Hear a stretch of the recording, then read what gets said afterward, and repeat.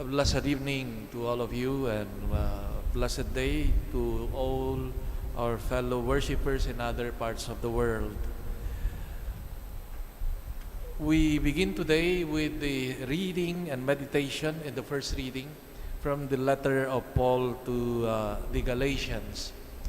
And I would like to focus, especially during these days, weekdays, the focus of my reflections usually on the first reading, which we hardly tackle in our homilies.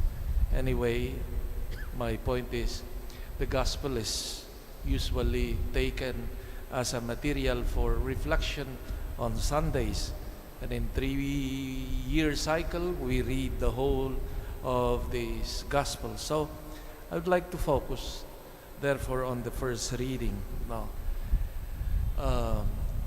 Letter of Paul to the Galatians, which are, according to experts, it was one of the early and authentic writing letters of Paul. Was written around the year 57 AD now, and considered as one of the greatest or the most important letters of Paul, precisely because of its content, theological content, which will be further developed in another letter, the letter to the Romans.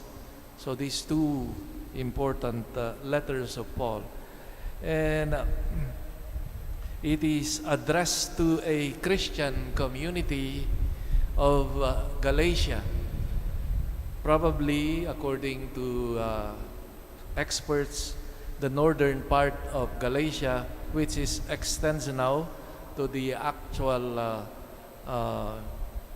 or the present Ankara, capital Ankara.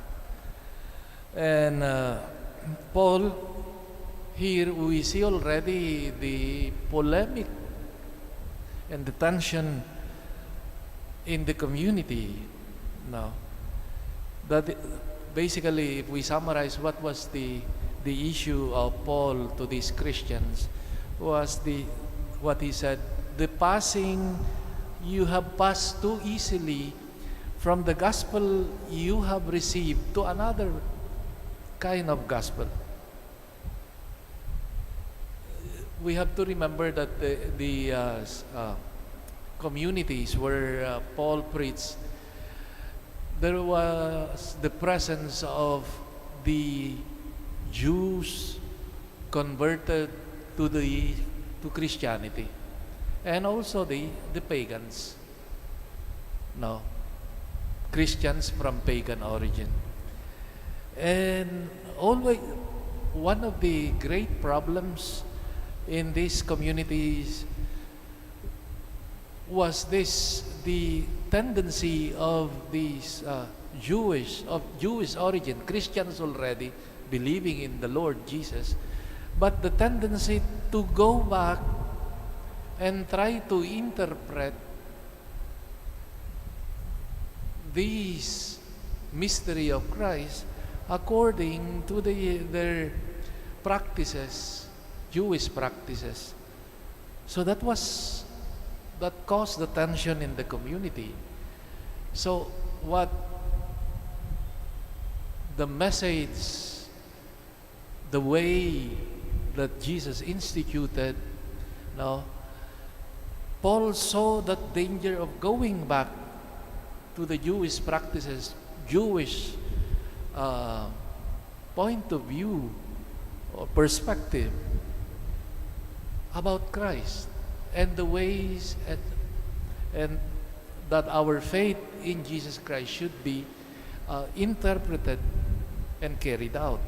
So there was the tension always here of in these communities, and Paul comes here very strongly insisting the novelty of Christ, that Christ has something new over and above the message of the Old Testament and the practices of the Jews.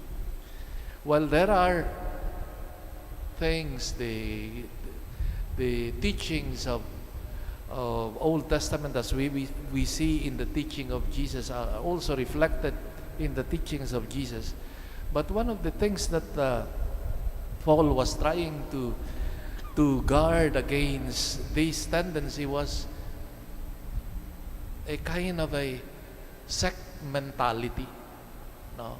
That Christianity would become again a kind of a sect, parang sekta lang ng Judaism. And Paul wanted to show to them, especially in the letter of Paul to the Romans, the great freedom that God, that Jesus has acquired and has given to his followers, for example. And the newness of that life, the newness and the radicality of that life, that was the way that Jesus instituted.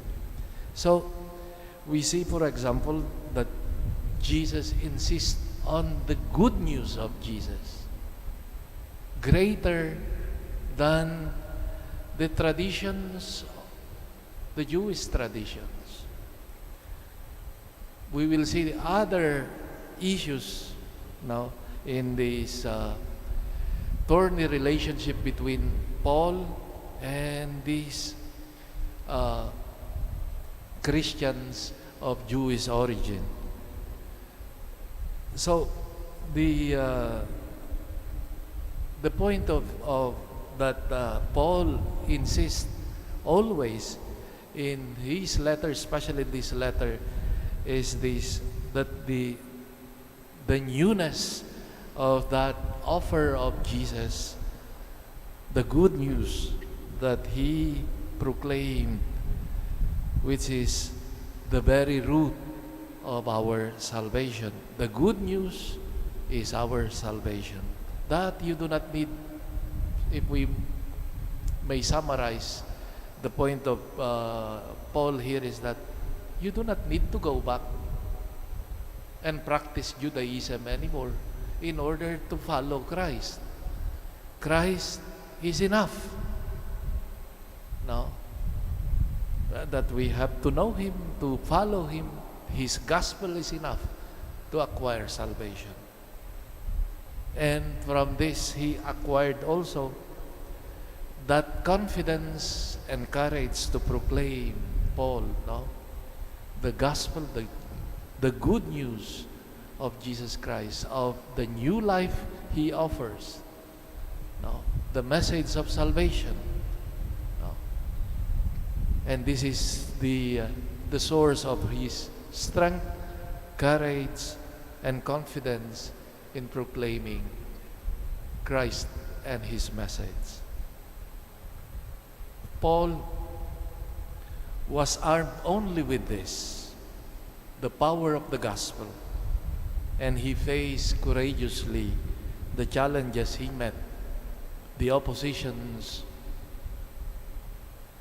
he met in his ministry, in his mission, with the power that has been given to him by the good news, the gospel. I think this is also very instructive for us, no? The centrality of Jesus, of his gospel, of his message for us, as it was central in the preaching and life of Paul. May we, in our Christian life, capture again and again the centrality of Jesus in our lives. It is Jesus whom we receive in the Eucharist. No? In the Gospel we read, it is His voice we receive.